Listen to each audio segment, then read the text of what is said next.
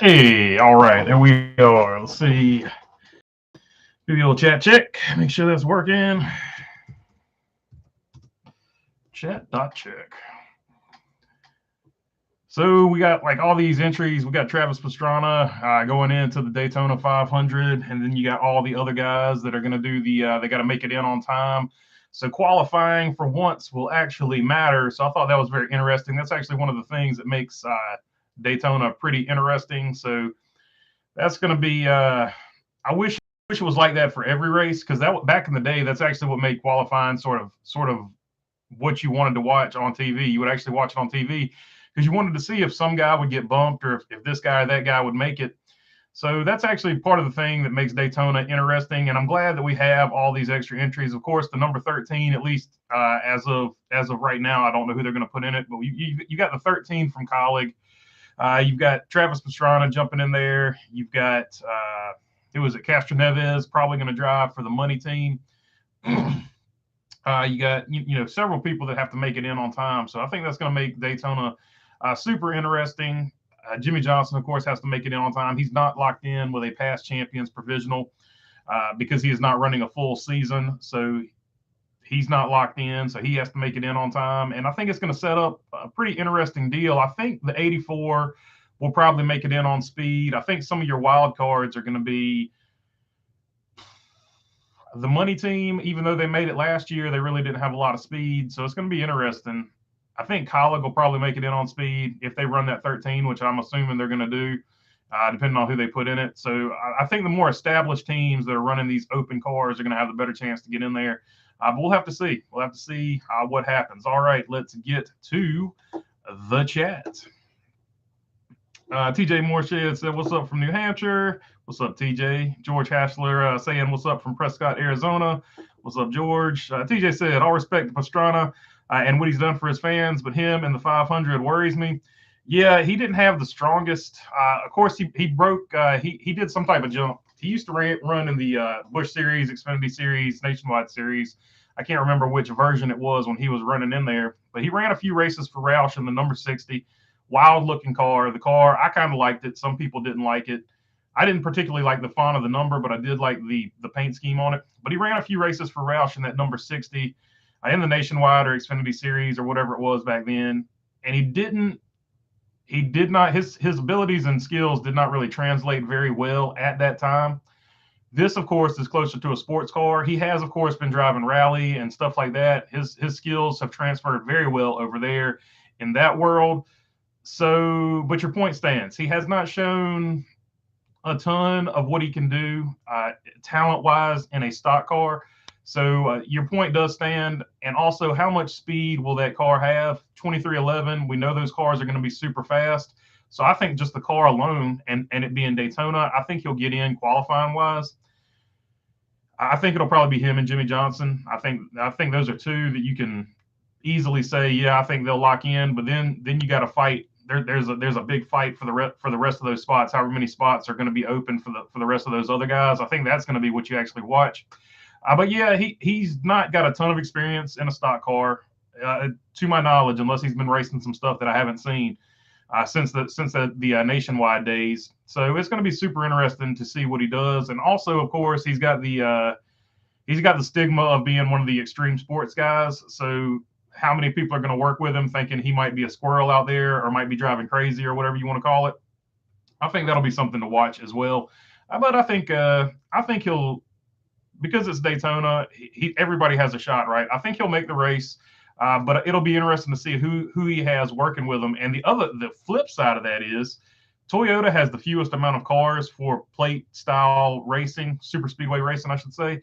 It actually gives Toyota an extra car in the mix. So I think he'll actually have people work with him. I think he will make the race. And I think it'll benefit Toyota that he makes the race. I would see him more as a guy that they'll probably be pushing. I wouldn't want him pushing me. I'll say that just because he's less experienced than the other guys. But that would be a guy I would push and use to get me up to the front. But I don't know if I would necessarily want him pushing me because drafting is a very fine skill, right? So I don't know if I'd want him pushing me, but it might be a guy I would push. So it'll be interesting for sure. Yeah. But no doubt, I understand where you're coming from, TJ. Jesse Michelle says the 27 car is the 27 car going to attempt this year.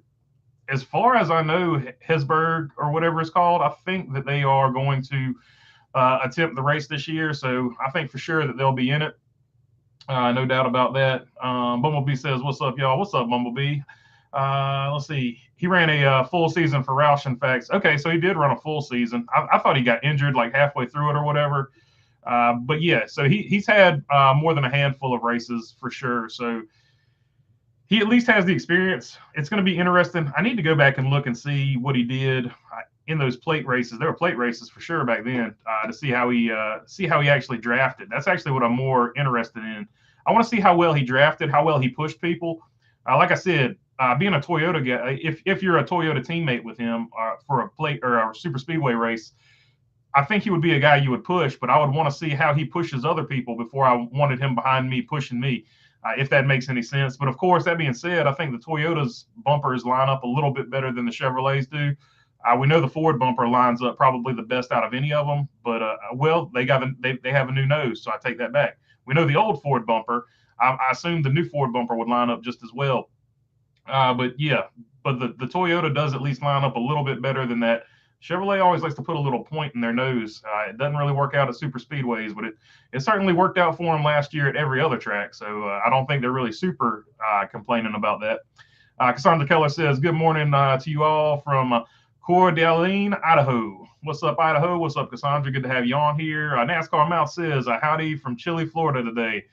What's up, NASCAR Mouth? A rare cold day in Florida. Hope you make it through it. It probably, what is it, like 59 degrees down there? Get your parkas out. Stay warm. Let's see here. I'm just saying that because every time it's cold in the South, all my friends from Florida always post pictures of the beach to be smartasses and stuff like that. So I think that's pretty funny. Let's see here. I want to know what you think about Elliott's new scheme. The replicator says the problem with Elliott's new scheme, a lot of people are melting down about it. Where they put the yellow at, they just needed to extend. They either need to make the whole car blue, or they needed to extend the blue out to sort of make that yellow stand out, because yellow on white is really hard to see. So if you, or just put a blue outline to sort of make the yellow stick out. But that's the only real problem with it. Extend the blue out to where that yellow, I guess, arrow looking thing is at, and that would pretty much fix it. I mean, but last year's, in my opinion, looked better, but this year's wasn't bad. That's pretty much been my mantra for every Hendrick paint scheme so far. I thought they've all been looking respectable, but I think last year's looked better, with the exception of William Byron's. I'm just not. I don't know. I can't get on board with that Raptor paint scheme. Like they made it look better. It looks better than it did, but it just. It's not for me. That's all I can say about it. But that being said, it sure was fast at Martinsville. So who cares, right? So, but yeah, I think all the Hendrick paint schemes so far this year need a little tweaking, to say the very least, because I think last year's paint schemes looked way better. So, but that being said, they don't look bad. I just think last year's looked better. And of course, I think it's Williams Creative that's doing all those. He does high quality work, so I mean, he's never made a bad paint scheme. I just preferred last year's a little bit better than this year's. But that being said, I don't think there's too many in the business that can do better than him. So I'm not throwing any shade at him by any stretch of the imagination. TJ Morshed says Harvick won the first race ever. Went in the Reese's car in New Hampshire Motor Speedway. I hope he goes out with a bigger walk-off moment than Gordon and Stewart. So yeah, that's a good point. I do hope Kevin Harvick gets a win in his last season, because I think I always hate it when a guy has a great career and then you come to his last year, his last season, and he doesn't get a win. Like Dale Jr., his last season, he didn't get a win. Jeff Gordon, I think Jeff Gordon did get a win in his last season, so he went out with one win. Jimmy Johnson, I know Jimmy Johnson's back part-time. Jimmy Johnson's last two seasons, I don't think he got a win. So I always hate to see like a legend go out in their last season, they don't get a win. So I'm hoping Kevin Harvick has a good year, has a good season, and has a win walking off. because I always think it stinks when they have these super awesome careers, and then their last season they don't have a race that you want to write home about, don't have a win. I always think that stinks. But yeah, RCR was really good in New Hampshire for a small stretch of time. So yeah, there was a good chance you're going to see an RCR car at least run really well there for at least the mid 2000s, if I remember correctly. Like Dislike says, I'll be pulling for Travis, hometown boy. Just got done building his mother's house. That's pretty cool. So all right, like Dislike, a Maryland guy. What's up, Maryland? I've been up to Maryland a few times, visiting DC. We'd always park in Maryland, take the metro into DC. So yeah, Maryland, pretty cool. Also the where is it? I can't call it. Let's see here. Mark Wachowski, anyone who jumps out of an airplane without a parachute deserves to run Daytona. He might not be the best out there, but he is the craziest. Travis Pastrana will do just fine. Yeah, I think he'll do just fine, Mark Wachowski, no doubt about that. I'm just saying, as far as experience-wise, I would push him because I think he's going to have a fast car, and I think he'll be able to wheel it. I think he'll definitely have the car control. We know he's got the car control, right? That's not going to be an issue. You can push the crap out of him, and I think he's a guy you could absolutely push. My thought process is just because he's inexperienced, I don't know if I'd want him pushing me.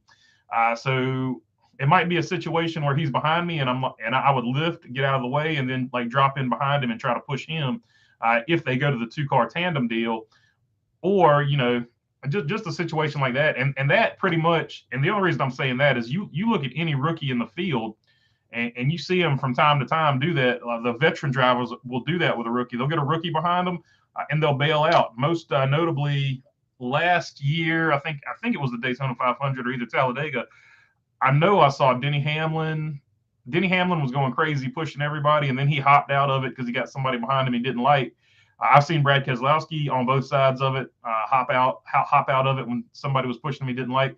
Definitely saw Ryan Blaney driving super hyper aggressively, and then he was like, these guys are being too wild, and he jumped out of it, which was pretty funny. I think that was at Talladega, where he was doing all the pushing and all the crazy driving, and he said these guys are driving crazy out here, and he jumped out of the draft and went backwards. So it's all about who's pushing behind you, and who you want to push.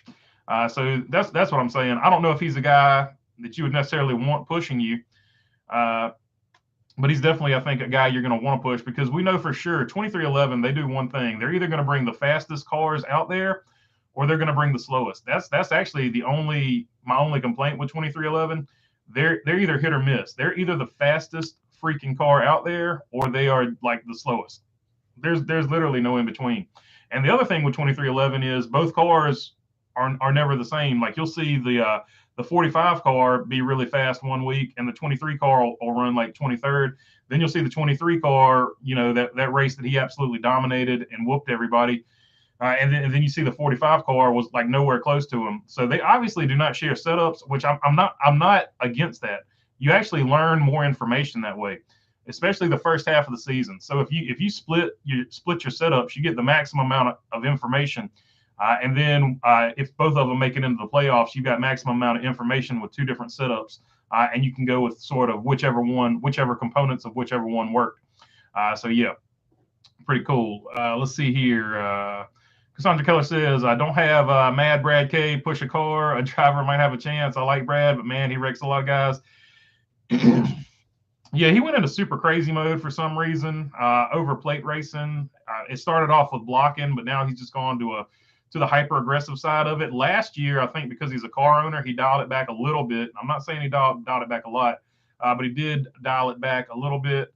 NASCAR Mouth says, yeah, it's 52. So there you go, 52. Stu Putty said, any word on Noah Gregson's sponsors? No official word. No official word yet. So yeah, 52 in Florida. That's freezing. And Bumblebee says it's 51 in Vidalia. So also freezing for Georgia. Georgia stays pretty warm most of the time, except for that one race in Atlanta where it snowed. Let's see here. But yeah, I haven't heard anything official on Noah Gregson's sponsors. I would assume Black Rifle Coffee and Bass Pro Shops are coming back. But that being said, and here we go. Here I go talking about another sponsor. Black Rifle Coffee is in last I checked, was in financial trouble. But then again, last I checked with Carvana was going to bankruptcy or something, and they're sponsoring Jimmy Johnson. So what do I know? And of course, I did the thing about FedEx. So those are a few sponsors I would be concerned about. But I don't know about Black Rifle Coffee. Last I checked, they were not in great shape. But that being said, neither is Carvana, and they're sponsoring Jimmy Johnson. So I guess it doesn't mean anything as far as Cup sponsorship goes. If the big boys want to sponsor and go out with a bang, I guess they're going to go out with a bang. Chrome Diesel, what's going on, man? Good to see you on here. Bumblebee says, I think Harvick will have a great year, honestly. I think he will, too. I think he'll have a really good year. I think they're going to go down. They're going to go down swinging. I did look at some tweets. Rodney Childers said there is a 0.00003 chance that he doesn't come back to Stewart-Haas after Tony Stewart retires, after Kevin Harvick retires. So we know Rodney Childers, at least according to that tweet, will be back. I had been thinking maybe they go out together. Maybe Kevin Harvick retires and Rodney Childers retires. But Rodney Childers has said he is going to stay with Stewart-Haas, and he will be back. So that eliminates that angle. I had been thinking about that. I was wondering if he was going to return. So I did see that as far as Rodney Childers coming back when Harvick retires. John Lewis says, got to go. Just have enough time to post. Jones in the 43 wins the 500. That's a good pick. Actually, that's a good solid pick. I'm picking Kyle Busch, but Eric Jones is pretty good at plate tracks. He either runs really well or wrecks. So that's not a bad pick. But please go back to Petty GMS. Just saying, yeah, I'm still calling him Petty GMS. I don't know. Legacy Motor Club sounds like a biker motor club more than a car deal. Cool logo. I like the colors of it. But I don't know. I'm gonna have to get used to it. That's all I can say about it. I don't necessarily hate the name. I think I'm more hung up on the fact that Petty is Petty is out of the name. I think I'm more hung up on that. I don't necessarily hate the name. I think it would be a good name for anybody else, but I don't know. And even if it's a name for somebody else, it'll take some time to wrap your head around it. Sort of like Tricon Garage. Like it's just an odd name for NASCAR, but the times they are changing. So I'll have to wrap my head around it, get used to it, whatever you want to call it. Ryan Perez says, do you think that if enough cars try to attempt the Daytona 500, NASCAR will expand to a 43 car field for once? I would like to see them do that for the Daytona 500 specifically. That makes the most sense, especially because now you have all these guys that are trying to get in. The Daytona 500 is a premier event, much like the 24 Hours of Daytona, much like the Indianapolis 500. So the more cars, the better. And we know for sure that a 43 car field at Daytona isn't going to hurt anything. They got plenty of room on pit row. That's not going to be an issue. So I would like to see them, at least for the Daytona 500. Maybe not any other race. Maybe they don't do it any other race, but for the Daytona 500, they should do it. Now, whether or not they do it, I don't know. That's a good question. John Lewis says, yes, Jeff won Martinsville fall race the year he retired. So there you go. There you go. Martinsville. Jeff Gordon. God, I've seen Jeff Gordon, Jimmy Johnson, and Tony Stewart win more Martinsville races. Oh my God. Like that's actually, for a little while, I stopped going to Martinsville because I was like, either Jeff Gordon or Jimmy Johnson is going to win this. So I stopped going. Then Tony Stewart won it. Then Tony Stewart owned it for a little while. Then Denny Hamlin started winning. And then I was like, whatever, whatever. Every time I go, the same dude wins. And as cold and as miserable as it was last year, I was so stoked to see William Byron win that race because I was like, thank God, somebody different. I finally have seen somebody different win at Martinsville. That being said, I did see Bobby Hamilton win at Martinsville for Petty. So those have been the two unique ones I've seen. And obviously Bobby Hamilton, that'll be the biggest win. One of the biggest wins that I've seen live because that was a big win for Petty back then. In fact, the only win for Petty Motorsports, or it was Petty Enterprises back then. So for biggest win for Petty Enterprises back then. And well, I guess I'll never see another Petty win because it's Legacy Motors now. It is what it is. I just got to get over it. Stop being butthurt. Bumblebee says Travis Pastrana plate track finishes 10th, 36th, 14th, and 36th. He was caught up in a big wreck. He's decent at pack racing, it appears. So yeah, there you go.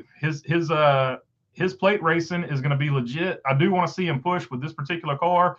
But that being said, if you finish 10th and 14th, and then, of course, you're going to get caught up in wrecks from time to time. But if you can finish 10th and 14th, that means you probably got some ability to push. So that's all I really wanted to see. I'm going to have to go back and look at. I'm going to have to go back and look at the races that he did well in. But I think so for sure. I appreciate it, Bumblebee. I looked it up for you, so you don't have to. Thanks, Bumblebee. That's why you are the moderator, the world's most famous moderator, Bumblebee, of course. Let's see here. TJ Moorshed, such a missed opportunity to not have Jimmy Johnson in the 49. 100% agree with you, TJ. But I guess 84 will be easier to recognize him in. Yeah, I mean, the 84 is probably the third best option. I thought the 49 or the 44 was the best option. But now that they've gone away from calling it having Petty in the name, I guess 44 with that knowledge now, 44 wouldn't make sense. But 49, if you're going with legacy motorsports, 49 makes more sense because you got the 2 7-time champions. And then they were like, well, we didn't want to do 49 because Dale Inman's part of the deal. And we actually have 22 championships when you combine him into it or something like that. So whatever. But 49 to me would have made more sense. But 84, I mean, at the end of the day, it's just a number, and it's just a number he's only going to run for maybe 2 or 3 years. So at the end of the day, 84, just invert the 48. Not the worst thing in the world to do. Let's see here. John Lewis says, thanks. No problem, John. Mark Wachowski says, would you want Dale Sr. pushing you in the Daytona 500? Mark Wachowski, I would want Dale Sr. pushing me in the Daytona 500, except on the last maybe 5 or 6 laps. That's when I wouldn't want him behind me because I know a slingshot or something like that is coming. But yeah, for sure, I 100% would want him pushing me. Dale Jr. is another one I'd like to have push me. Probably the best pusher of all time would have to be Tony Stewart. Tony Stewart won a bunch of plate track races for Dale Jr. So don't ever forget that. Like, he was probably, as far as being the best pusher, probably one of the best of all time. Chili 50 says, my brother-in-law is a painter for Carvana. He started there not too long ago. Chances if they go bankrupt, he'll need a new job, which sucks. Yeah, it's terrible. I hope with them sponsoring Jimmy Johnson, I feel like they maybe see some light at the end of the tunnel that all these other financial analysts might not see. So hopefully they don't go under. And that's the point I'm trying to make. Like, when I say these companies are in trouble, I'm not pulling for them. Obviously, I want all these companies to succeed. But you bring up a good point. There are real people that work at these places, and they always get forgotten. We're always talking about, oh, will they sponsor the race car or not? Like, what about the person that's got to figure out how to pay their rent and feed themselves when these companies go under? So that's another layer to it as well. Just always a crappy situation when somebody goes bankrupt, because it always hurts the employees. It never really hurts the people at the top, because the people at the top get bailed out. It just stinks. But hopefully they pull it out. And maybe them sponsoring Jimmy Johnson is a positive sign. Greg Brown says, doesn't suck as bad as if you bought a car from Carvana and there are no brakes left. Saying that for a friend. They are not selling cars. They are selling ally loans. So there you go. That they did sell some of those cars they shouldn't have sold, and that's part of the reason that they are in financial trouble. No doubt about that. Bumblebee says, Belenberger, did you see the guy completely get thrown out of the car at the Chili Bowl? Yeah, Torgerson.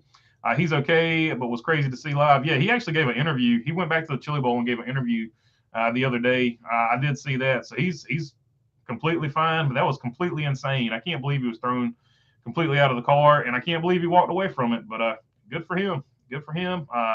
Lucky. Better to be lucky than good. Or whatever, but hopefully they take a look and see why that happened and get it sorted out in the future. Cassandra Beller, Willie B's win was cool with his dedication to his mom. Yeah, and at the track live, I didn't know she was there, and it was the 1-year anniversary. But looking back on it and learning even more about it, that actually did make it way, way cooler. Yeah, for sure about that. Chili 50 says, do you think the 2311 car that's running in the 500 is a shakedown for Kurt Busch to start races in the future? So yeah, they have said, I can't call the guy's name, but basically the guy that's running 2311 has come out and said Kurt Busch is welcome to drive whenever he wants to, whenever he can get back. He will have a spot at 2311, and if he wants to run some off races like that, 100%. So yeah, they are setting up that team, not only for Kurt Busch, but for any other driver that wants to sort of drive their open car. But yeah, Kurt Busch will definitely be one of the drivers in that open car. Should he get healthy? Should he get cleared from NASCAR? And if he wants to do it, and if it makes medical sense, obviously his health is the most important thing. But yeah, I think he will make a few starts in that if he wants to, and they definitely have already offered it to him. So yeah, that is the car they'll be doing. I'm interested to see what number it's going to be, and if that number stays when Kurt Busch or whoever else jumps into it, should that happen. But I am interested to see what the number is going to be, because you can't take 99. Travis Pastrana always runs 199. So you can't take 99, and 19 is already taken. So I'm interested to see what number he runs. Will they let him do the triple number since it's not a points paying car? That'll be interesting. Do they let him run the 199, or do they run? Who was it? Somebody put, do you run the 63 or something like that? The next iteration up in the 2311 number format. So that'll be interesting to see what number they run. I saw Junior and Denny win. I missed the Dale Jr. win at Martinsville and Smoke, but too many were 24 and 48. 100% with you, Greg Brown. Started going when Waltrip won them all. Yeah, so before them, Darrell Waltrip dominated it. And of course, I think Richard Petty has the most wins there, either him or the Wood brothers. But I think it's Richard Petty. So yeah. Robin Marks, it's always somebody that figures out that track and dominates it. But we'll see if that holds true in the future with this new car, the way it handles. Howdy from Canada, I'm late. Robin Marks says, howdy from Canada, I'm late. I bet you talked about the kid getting tossed out of the car. Can't remember the details. Howdy, y'all. Yeah, that's I can't remember his first name. His last name's Torgerson, but he is okay. And that was definitely a crazy deal. I hope he is okay. D. Moran, Carvana hasn't been buying a lot of cars, says D. Moran. Yeah, they're in a tight spot, but hopefully they can, for the employees and for the sponsorship in NASCAR, hopefully they can pull it out. Ashton Torgerson. So there you go. Ashton Torgerson is his name, and glad he is okay, no doubt about it. I knew it started with an A. I couldn't remember what his first name was, but he gave an interview the other night. It was either last night or the night before. So he is doing okay. Jimmy Johnson is in your mirror. The 84 appears to be 48. So there you go, Mark Bukowski. Yeah, in the mirror, it's going to look like a 48. So you're good to go. Let's see here.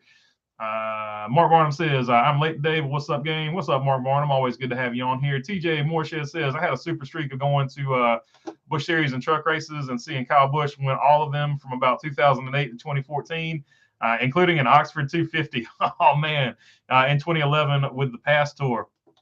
So there you go. Kyle Busch in his prime, which I think he's still pretty close to his prime. But Kyle Busch in his prime was winning everything in sight there for a good stretch of years, for about 6 or 7 years for sure, like you're saying there. But yeah, he was a tough customer. I've seen Kyle Busch win at Charlotte several times in trucks. I've seen him win in that white M&M's car. So I've seen Kyle Busch win. Somebody asked me how many races I've been to. That's probably, I don't remember, but if I try to remember all the people I've seen win, that would probably get us a closer number. So maybe I can close in on that number one day. Bumblebee says, Mark Wachowski, now that you mention it. And Bumblebee says, hello to Mark. Mark Wachowski says, Tony and Junior worked well together. They understood the draft, speed, and how to push and be pushed.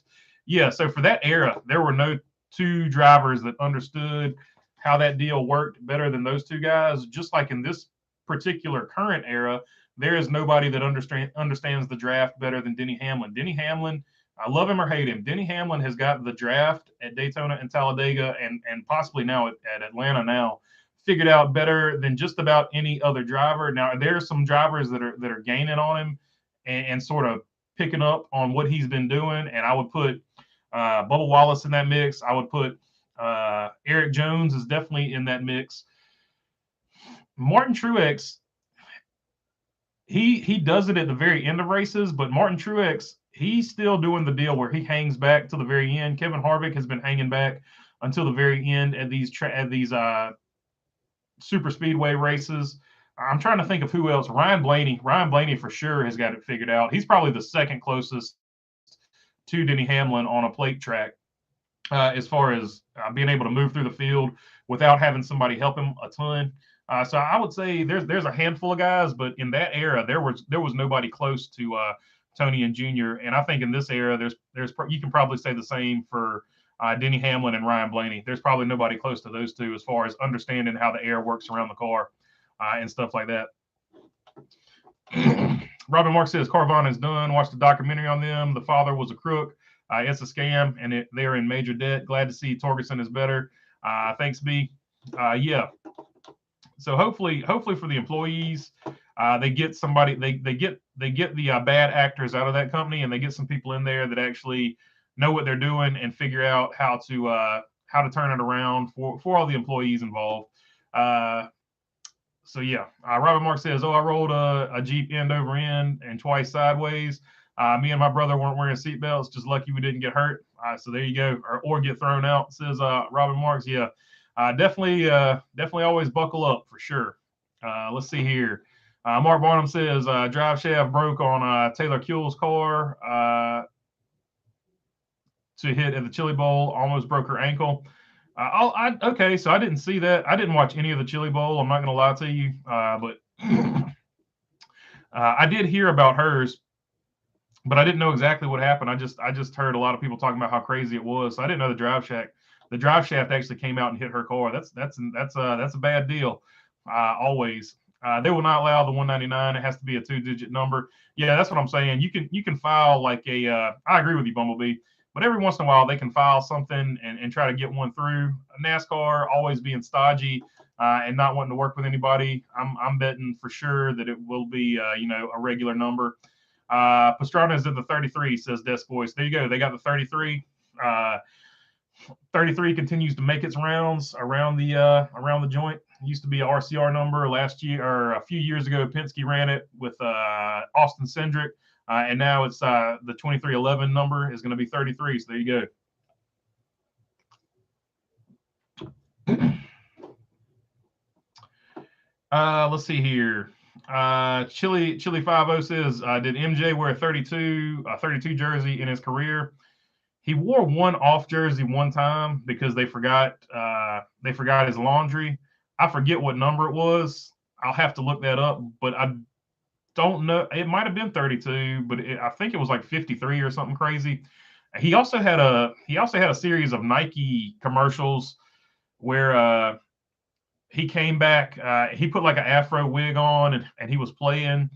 It was sort of a spoof on his coming back. But this is back when he was retired playing for the Chicago Barons or Birmingham Barons. And they called him Kilroy or something like that. And he wore like several different jersey numbers there. So they might pull one of those. But most likely they just grab that 33 or whatever they're going to grab. That 33, it looks like. So probably just grabbed a random number from NASCAR and they'll work on branding something probably later. They probably just grabbed the first one they could get for this. Driver from the Chili Bowl is Ashton Torgerson. For sure. Thanks. Appreciate that, Philip Canavan. Greg Brown says, yeah, it's Richard Petty with the most Martinsville clocks. There's an episode of Coffee with Kyle where he sings the blues about having to wind them all up.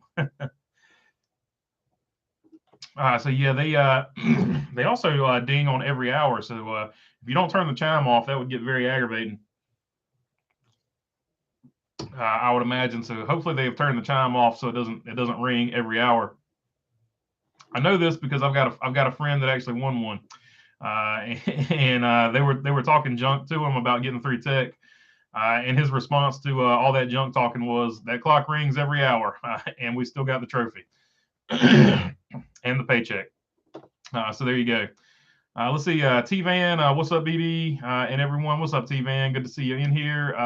D. Moran says, my Carvana IC has been VTO people because we have no cars.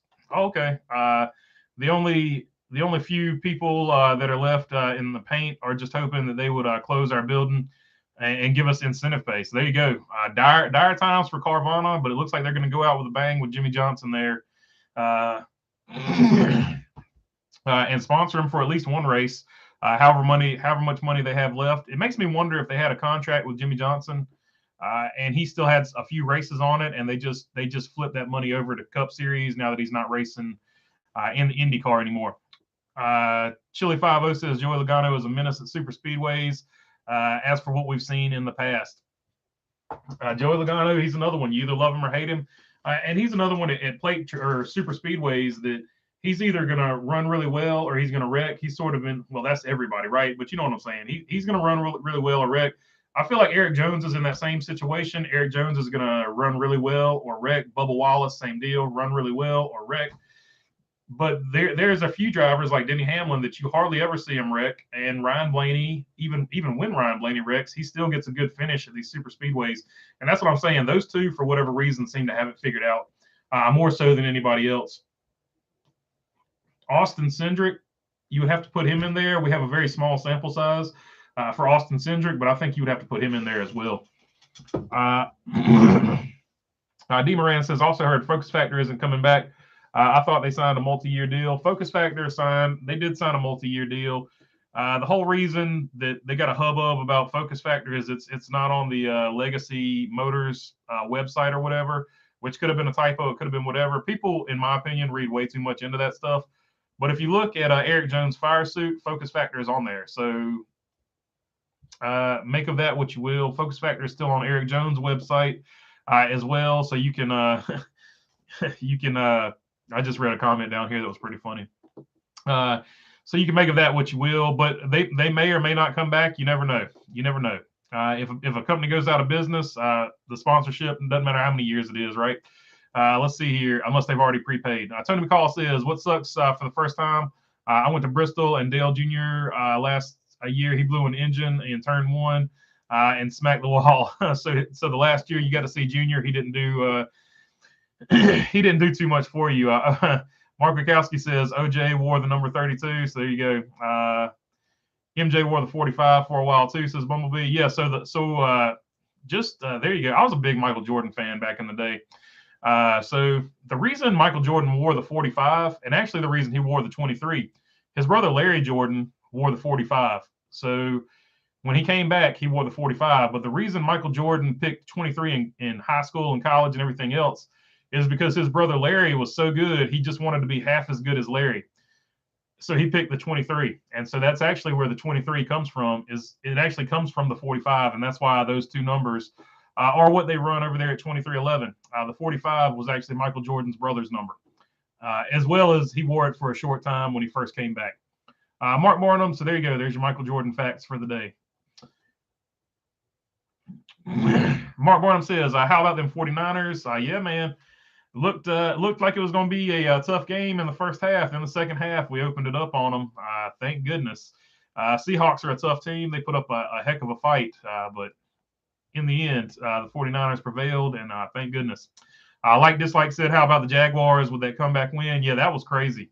Like they were down 27, and their defense stepped up and did their job. And then Trevor Lawrence, he recovered from however many interceptions or whatever he threw, and made it a game, and then got the win for him in the end. When the lights shine the brightest, he showed up. MJ wore number 12 for one game. That's what it was. So number 12 for that one game where the equipment crew forgot his jersey. Actually, I think somebody stole that jersey. They blamed it on the equipment crew, but I think it came out later that somebody broke into the locker room and stole Michael Jordan's jersey. So that's why he had to wear the 12 for that one game. And there was also the time where everybody thought he wore his shorts backwards, but it was actually a misprint from Champion, who made the uniforms at the time. Champion and put the NBA logo on the back of the short instead of the front of the short. So there was the game where people thought he was wearing his shorts backwards. There you go. We can do this all day with the Michael Jordan facts. Him, Richard Petty, and Dale Earnhardt. Like when I went to the book fair, I would buy like any book about them, and I would buy any book with Garfield. Like I bought these Garfield comic strip books. Those were the only books I ever bought at the book fair. That and NASCAR calendars. Let's see here. Bumblebee says, Bologna Burger getting closer to 9K. Y'all please like and subscribe if you haven't. I really would appreciate your subscriptions. It does help out the channel a whole lot. And Mark Bottom says, lick that like button too. Yeah, so if you want to hit the like button on this as well, I would appreciate that. Yeah, but I do appreciate your subscriptions. They help out the channel a ton, and I appreciate you guys. That's all I can say about it. Greg Brown says, and kiss your mouse. There you go. Kiss your mouse. Ricky Stenhouse on a super speedway is either a hero or zero. Yeah. Oh, yeah. So he's another one. Good point, Mark. Ricky Stenhouse is probably the absolute man at super speedways as far as qualifying goes. Whatever they have figured out over there at JTG for Daytona qualifying, he is really, really good at Daytona qualifying. And he's actually really good at plate racing if he can finish. The big deal with him is he, for whatever reason, he wants to ride mid-pack. He either needs to be out front or he needs to do what Martin Truex Jr. is doing and hang in the back and just wait for the end. But that being said, he's a better driver than I'll ever be. So I don't know why I'm telling him how to race, but he's definitely had some races at Daytona, as in particular, that he had the fastest car and got caught up in somebody else's BS or BS of his own, because he is Ricky Stenhouse, and the meme or whatever, Ricky Spinhouse or whatever. But he's actually been a little bit more consistent, a lot more consistent since he's been with JTG Doherty. So if he can finish the race, he's going to be a threat. I guess that's what I was trying to say. Greg Brown saying I wasn't a Michael Jordan fan originally because I was an NC State guy. So there you go, Wolfpack, man. I'm a Duke fan, but one of the guys that gave me there are two guys that gave me my first job. One was from NC State, one was from Tennessee. So I do have a little bit of a like for NC State, but the guy from Tennessee actually gave me a Tennessee hat. So I lean more toward Tennessee, but I'm a Duke fan and I like Tennessee and I like the Oregon Ducks. So I pull for Tennessee and Oregon in football because, well, it's Duke football. Although they were good this year and they've been good recently. Cutcliffe turned the program around. Anyways, MJ fan, I was an NC State fan. Derek Wittenberg claims all credit for the '83 championship. Yeah, for sure. It was a heck of a pass. Let's see here. Richard Petty was Wittenberg the guy that put it back in? Either way, that was a crazy game. Old Death Boy, the cardiac pack back then. Richard Petty will be 31,300 days old on 3/13, says Death Boy. So there you go. That's an interesting statistic. 31,300 on 3/13. It's crazy how numbers line up sometimes. Like it's just one of those deals, especially when numbers line up and somebody wins on that day. Like that's crazy. So if Eric Jones can win when Richard Petty is 31,300 days old on 3/13, that would be a crazy thing. Do they even have a race on 3/13? That's a crazy statistic as well. So let's see here. My call for Daytona is Blaney. So there you go, Ryan Blaney. That's definitely a good pick from Mark Barnum there. You can't go wrong with Ryan Blaney at a plate track. Ricky must spin weekly, says Bumblebee. Mark Barnum says I pull for Iowa State. Go Purdy. Oh yeah, there you go. That's where the quarterback for the San Francisco 49ers is from. I want to call him Chase Purdy because I've got NASCAR stuck on my brain now. But the quarterback for the 49ers is from Iowa State, and we've lucked into one. He was the last pick in the draft. In case you haven't heard that, because they're going to say it 4,000 times in a game. But yeah, for sure. 3/13 is on a Monday, so it won't happen. 3/12 is Phoenix. So he can celebrate on 3/13 if Eric Jones wins 3/12 at Phoenix. So it sort of lines up, but not quite as good as it could. Anthony Auto Club Speedway says Wiz Khalifa will be the race break performer at the Clash. Will you be at the Clash this year? Not looking hopeful right now. Anthony Auto Club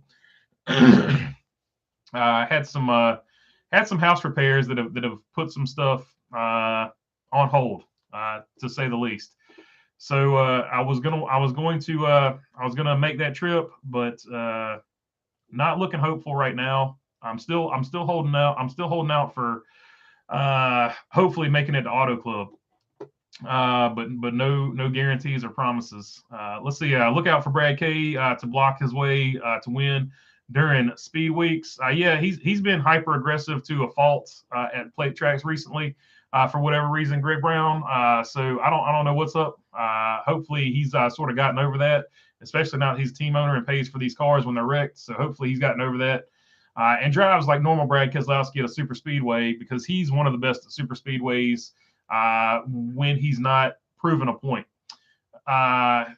Danny and Gray's Cards and Toys says, hello, everyone. My son said to tell everyone to check us out. Hope you're doing well, Bologna Burger. I am doing well. So check out Danny's Cards and Toys for all your diecast and cards, card collecting needs. Give them a look. And what's up, Danny? Danny and Gray's Cards and Toys, son. Let's see. I'm surprised how Carvana will exist. Yeah, I didn't get that either, Chrome Diesel. Like, it's a head scratcher to me. So we'll see. Mark Wachowski says, starting to get goosebumps. Racing is just around the corner, and not just NASCAR, but short tracks around the country. Yeah, for sure. Short track stuff's been going on, especially if you're as far as dirt goes. That's been going on for a hot minute now. So good stuff going. Rob Mark says, I've been listening to Jim Croce lots lately. He's got a song. He's got a song I hadn't heard before called Rapid Roy, the stock car boy, about Roy Hall. He was a bootlegger, an OG NASCAR racer. Y'all need to listen to it. Yeah, that's one of his better, or in my opinion, one of his better songs for sure. Rapid Roy, the stock car boy. Tony McCall says, pray for the two Georgia football players that got killed. Yeah, that stinks. I saw that literally first thing I woke up this morning when I looked at my phone. That was the first thing I saw. I was like, man, that sucks. Not much more I can really add to that. That stinks. Prime of their lives, man. Brock Purdy, thank you. Golly, I couldn't think of his name to save. I couldn't think of his first name to save my soul. Because Chase Purdy was just locked in my head. Mr. Irrelevant. Chase Purdy, by the way, is a big Brock Purdy fan. Last pick of the NFL draft in 2022. My son's excited for the racing season to start up. He's 6. All right, so there you go. That's awesome. I got a young NASCAR fan, so that's always a good thing. What's his favorite driver? Does he have one yet, Danny? Let us know down below. Let's see here. Copperhead Road by Stevie Earle is the best bootlegger song. Yeah, it's up there. For sure. I'll do it. Greg Brown says, I'll do it. Love Jim Croce. Lost too soon. For sure. I can't remember what happened to him because that was a little bit before my time, but I remember he was super popular. Of course, Jim Croce, if you don't know, he's the guy that sings. If you watch that Goodyear commercial with Dale Earnhardt Jr., that song, I Got a Name, that's by Jim Croce. Just in case you don't know who we're talking about there. And I'm not going to sing it for you because I can't sing and because I get enough yellow marks on these videos. Anyway, World Series soon. New Smyrna says Jeffrey Spicoli. Oh, Spicoli, what's up, man? Yeah, that'll definitely be a great showdown. New Smyrna is a hard track to beat. They always kick off the season. I wish they had regular late models down there, but they do the super late model deal, and they do it probably better than anybody else. I'd expect Bubba Pollard to be down there, and I expect him to be the big threat. I forgot the thumbs up video. I'm sure others have forgotten too. So yeah, if you want to give the video a thumbs up, I would appreciate it. Thank you, Robin Marks. Epileptic Bumblebee says Jim died in a plane accident. So there you go. Mark Wachowski reiterating that as well. So plane accident for Jim Croce. Unfortunate. That sucks. It seems like a lot of like rock and roll people back in the day. Like a lot of like Buddy Holly and all them. I think the Big Bopper was in that one. And Richie Valens, La Bamba. So those were the 3 in that one. I think Leonard Skinner had a plane wreck. So it's been quite a few. Let's see here. Spicoli says, does anybody think that Junior will have a Cars Tour race at the Freedom Factory? I don't think they'll do that. I don't think they'll do it. But that being said, you never know. You never know. It will be interesting to see how they set the schedule going forward, though. That is something I'm sort of interested to see. Let's see here. Danny says Kyle Larson and Kyle Busch. We pick on him that he loves Bubba because he eats Happy Meals all the time. So now he finds himself eating Wendy's kids' meals. LOL. I said you like Noah. LOL. So there you go. Well, he's a Kyle and Kyle guy too. So there you go. Danny Gray's Cards and Toys. Danny and Gray's Cards and Toys. He's a Kyle and Kyle fan, like me. So there you go. Good, keeping good company. I appreciate it, buddy. Greg Brown says Jim Croce first got big on Saturday Night Live. So there you go. Saturday Night Live back when it was good. Let's see here. Robin Marks, Randy Rhodes passed in a plane crash. Patsy Cline, big loss also, was in a small plane. So yeah, like a ton of people. Unfortunately, you can keep going. Like those aren't the only ones. So yeah, there's a ton of them. Mark Bukowski says, remember when Dale Jr. was in a plane crash with his wife and daughter? Well, the plane landed. The plane landed actually, Mark, and then it just caught on fire. Like it actually landed properly, and then it just caught on fire. It was super weird. I haven't heard anything about that. But yeah, that for sure was a weird deal. Luckily, everybody was okay.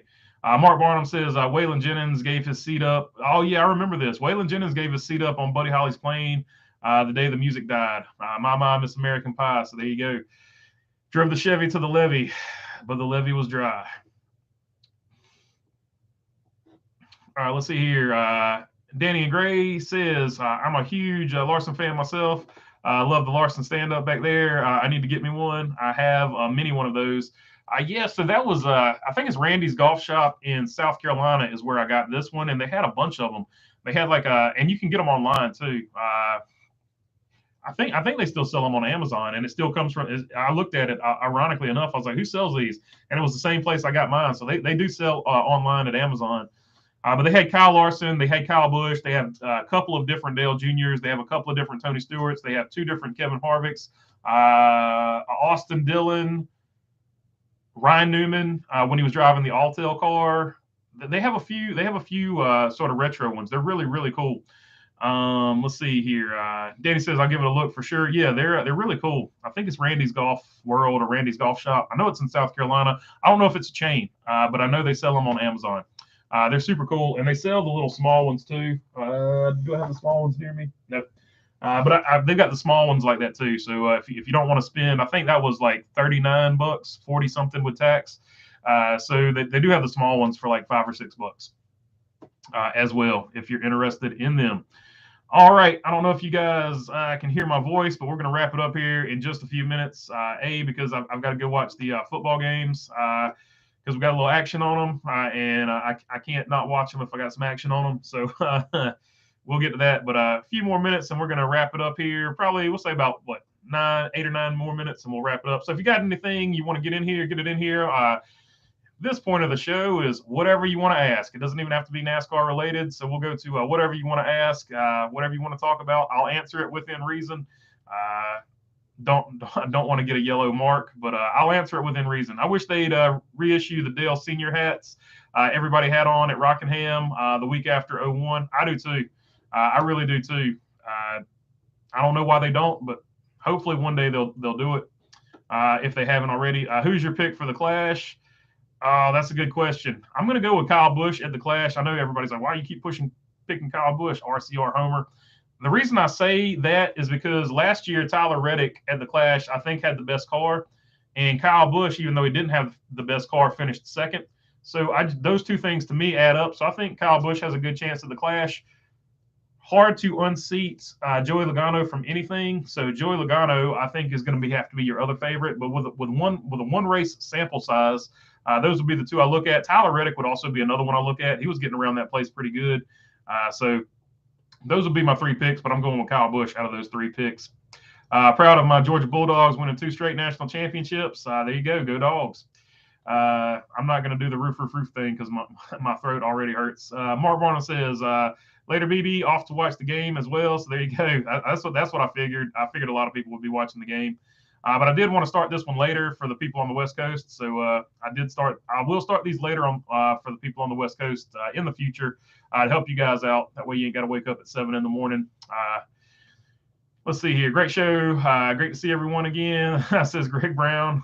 Great to see me again, says Greg Brown. Appreciate it, Greg.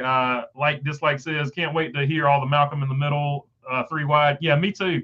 Like, that's going to be hilarious. I can't wait for the first guy to do that. And Malcolm's in the middle, 3 wide, going into turn 4 or whatever they're going to say.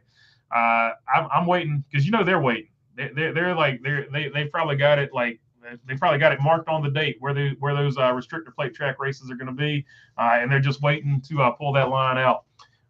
Junior's plane bounced a couple of times, landing. The landing gear collapsed. Okay, so there you go. She went out of control and caught on fire. Pretty strong fire. Yeah, I remember seeing the fire. I just heard they had landed. Okay, so it was a botched landing or something with the botched landing gear. Okay, so there you go. Mark Wachowski on top of it. Appreciate it, buddy. This boy 72. I like Kyle Busch at the Clash as well. Nice. Yeah, so I feel like he's got a good shot. I have a core piece of asphalt from the Clash last year. I got Joey to sign it. Oh, that's awesome, Danny. That's cool, man. I always like cool stuff like that. That's like stuff you can't really like reproduce and stuff like that. That to me, that's like the really cool stuff. Like they always say when you get a driver to autograph it, don't get them to put your name on it because it makes it less valuable to sell. And even today, they'll say just don't get them to autograph it. Don't get the autograph unless it's with the certificate of authenticity. I go the exact opposite way with that. Like if they sign it for me and they put like to Kyle or whatever, like to me that always means more because I'm not like to me I'm not like the stuff I get for myself. I'm not going to resell it. Like some of these diecasts will obviously end up on eBay one day to make room for other ones. We got a matter of fact, we got a Chase Elliott diecast that's fixing to go back there. I was talking to a guy on the phone. I forgot all about I had this car from his Xfinity Championship. And it is autographed. I don't know if you guys can see that, but yeah, it's autographed and everything. So we're going to have to make room back there somewhere for that. So somebody is going to have to bite the dust back there. We're going to have to take a car away and add a car. So we do have the Chase Elliott car. I forgot all about I had that car. So that's going back there. Neither here nor there. I've got off on a tangent. Not hard to do. Cassandra Keller, I was gifted a Kodak 4 car. I can't find it anywhere. It will tell what year. Does anyone know how I can find out? There's usually like there's a thing here. There's usually like a serial number for these cars. It's on the back glass right here. Sorry, it's on the back glass underneath the back glass right here. But for older cars, it's usually somewhere like right around here. So there's usually a number right around there, and you can look it up that way. On some cars, and then some cars you're just going to have to get lucky and Google search the image and see if you can see what year it was made. Thank you for the West Coast start time. Yeah, somebody mentioned it to me, and I was like, well, yeah, because I had been starting them early because I was trying to beat the NASCAR coverage, but now that there's not necessarily a NASCAR race that I have to beat, we can definitely do them later to help you to help out the West Coast friends. Robin Mark says, every time, man. Robin Mark says, watch the old 1985 Carolina race. Awesome. Great finish. Bonnet and Gant had a close finish. I won't spoil it, but great. So there you go. Check out the 1985 Carolina race. I think that was at Rockingham. Bumblebee says, I'm going to head out, air frying some chicken. Y'all have some as well. So there you go. Chicken wings would be good today. Mark Wachowski says, have a good day, everyone. Going for a motorcycle ride and chill. That sounds like fun, man. Let's see. Danny says, if you need a 2020 124 Larson, I'm searching for one. I need it for the year. I don't have of his. I actually don't have a 2024 Larson. I don't have a 2020. I don't have a 2022 Larson, so I'm looking for a 2022. If I find a 2020, though, I'll let you know. Greg Brown says, I was at the Rock that year. Brilliant finish. Jeff Bodine started hating on the Intimidator after the Saturday Busch race. Yeah, so that was the Rock was the beginning of that whole meltdown between those two. No doubt about it. Cassandra Keller saying, cool, thanks for the future start times. And Camaro 50, my father-in-law got me an autographed Kyle Larson 2021 championship diecast car for Christmas. Yeah, so there you go. That's I got one right here. Yeah, you can see it. That one's not autographed, but that is the only championship year one that I've got. But the 2020 ones are super hard to find. They're sort of up there with goodness gracious, what are they up there with? What are they called? The Red Bull cars. Like if you can find a 124th Red Bull car, those are super hard to find as well. So the 2020 Kyle Larson cars are super hard to find. Slap made a new video about the split. Yeah, I haven't seen it yet. I did see the preview for it or the little thumbnail, but I haven't actually seen the video yet. So I'll definitely give that a watch. He's never made a bad video, so I'm assuming this one will be just as good. So I will check that one out. But that is all for this one. I appreciate you guys as always. Thanks for hanging out, and I'll catch you on the next one. Peace.